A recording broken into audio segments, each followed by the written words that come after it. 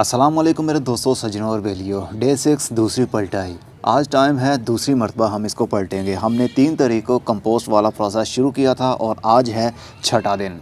दूसरी पलटाई करने का टाइम। हर 2 दिन के बाद हम पलटाई अब करते जाएंगे। पहली पलटाई हमने की थी 4 दिन के बाद और दोबारा से, और दूसरी पलटाई हर 2 दिन के गैप से हम करेंगे।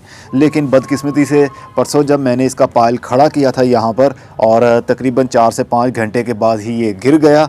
देन दोबारा से मैंने इसको खड़ा करने की कोशिश नहीं की क्योंकि मुझसे ये उठाया ही नहीं जा रहा था।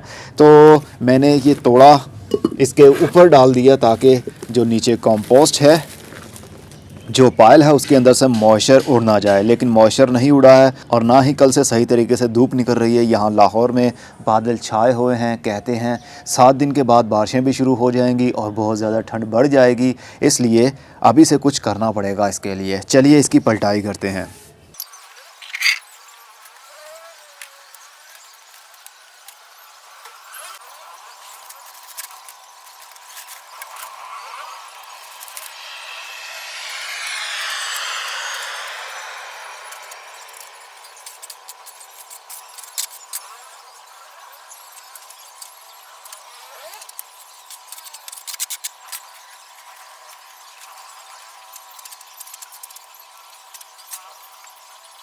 कंपोस्ट ऑयल के अंदर अभी भी काफ़ी हीट है। जैसे जैसे मैं कंपोस्ट को, इस मटेरियल को बाहर निकाल रहा हूँ, मुझे हीट फील हो रही है क्योंकि सर्दी के दिन है और सर्दी के दिन में थोड़ी सी भी हीट मिल जाए तो एकदम से हमें फीलिंग होने लगती है, एकदम से आराम मिलने लगता है हीट की वजह से। और ये देखिए वो माल्टे के छिलके, अब इसकी हालत और भी बिगड़ रही है। ये वाइट फंगस और साथ में मोल्ड भी आ रहा है, ब्लैक ब्लैक सा आपको दिख रहा होगा। डिकम्पोजिशन का हमारा जो काम है वो कंप्लीट हो रहा है। ये देखिए यहाँ से ये गलना शुरू हो गया है, तो निकालना काफ़ी मुश्किल है लेकिन निकालना पड़ेगा।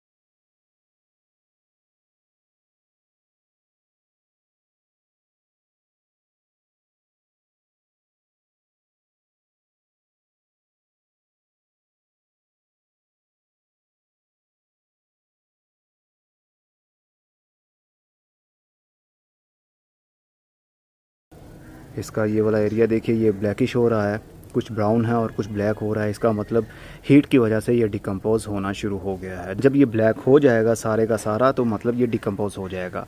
ब्लैक असल में ये फुली ब्लैक नहीं है, ये है डार्क ब्राउन कलर। कंपोजिशन की निशानी है ये।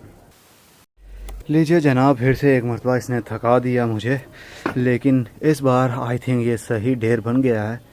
इससे हमारे नीचे छत को भी नुकसान नहीं होगा क्योंकि ट्रे है, ट्रे के ऊपर प्लास्टिक है, प्लास्टिक के ऊपर ये सब कुछ मैंने डाला है। अब इसको दोबारा से प्लास्टिक से हम कवर कर देंगे।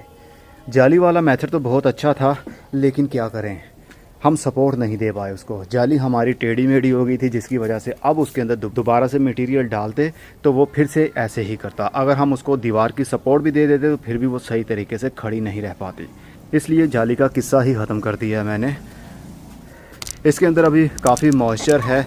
अभी ये आप देख सकते हैं, यहाँ पर पायल था, फैला हुआ था यहाँ पर, तो छत हमारी थोड़ी थोड़ी सी गीली हो गई। इसका मतलब कि इस पायल के अंदर अभी इतना पानी मौजूद है कि हमें दोबारा से पानी ऊपर से नहीं देना पड़ेगा।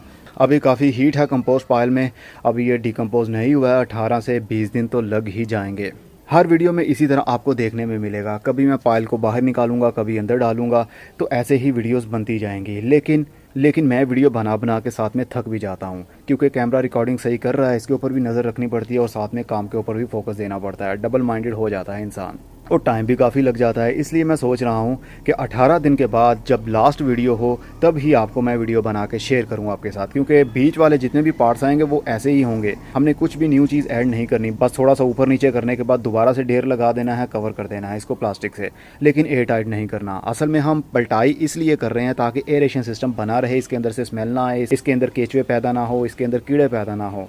सिर्फ हमें बैक्टीरिया चाहिए, बैक्टीरिया ही इस पाइल को खाएंगे और डिकम्पोज कर देंगे। बस हीट को बना रहना चाहिए। अगर बहुत ज़्यादा हीट होगी तो जल्दी डिकम्पोजिशन का काम कंप्लीट होगा, अगर हीट कम होगी तो फिर ये काफ़ी टाइम ले जाएगा। लेकिन फ़िलहाल तो हीट काफ़ी अच्छे से बनी हुई है, इसलिए मुझे और गाय का गोबर या हरा मटेरियल यूज़ करने की ज़रूरत नहीं है। और हाँ, कुछ लोग कह रहे थे इसके ऊपर यूरिया का आप पानी भी डाल सकते हैं। अगर मैं इसके अंदर यूरिया खाद डालता हूँ, क्योंकि वो एक केमिकल है और केमिकल की वजह से आपको मालूम है माइक्रो ऑर्गेनिज्म, छोटे छोटे से कीड़े मर जाते हैं, मिट्टी चटक जाती है। अगर केमिकल ही यूज़ करना है हमने तो फिर ये कंपोस्ट, ऑर्गेनिक कंपोस्ट बनाने की ज़रूरत ही क्या है। हम सिर्फ DAP, NPK और यूरिया खाद और दूसरी केमिकली खाद ही यूज़ कर सकते हैं। लेकिन ये 100% ऑर्गेनिक है, इसलिए इसके अंदर अगर 1% भी केमिकल हमने डाल दिया तो बहुत सारे हमारे लाखों में माइक्रो ऑर्गेनिज्म मर जाएंगे। तो हमारा वो मकसद ही ख़त्म हो जाएगा जिसके लिए हम इतनी मेहनत कर रहे हैं। इसलिए ये ऑर्गेनिक है और इसको ऑर्गेनिकली लेकर ही चलना चाहिए। यूरिया खाद के अंदर काफ़ी नाइट्रोजन होती है, हीट ज़्यादा बनती है, जिसकी वजह से ये जल्दी ही पाइल डिकम्पोज हो सकता है हीट बढ़ने की वजह से।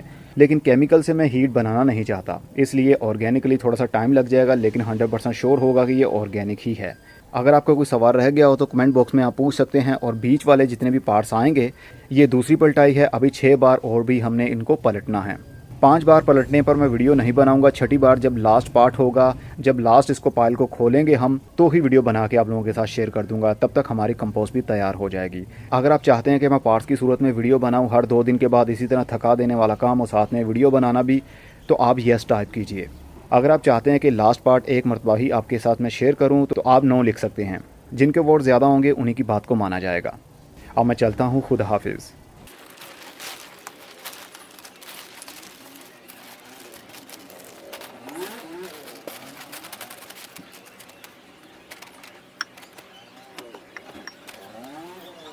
लीजिए जनाब, इसको मैंने कवर कर दिया। अब दोबारा से हीट बनेगी और हमारा डिकम्पोजिशन का काम दोबारा से शुरू हो जाएगा।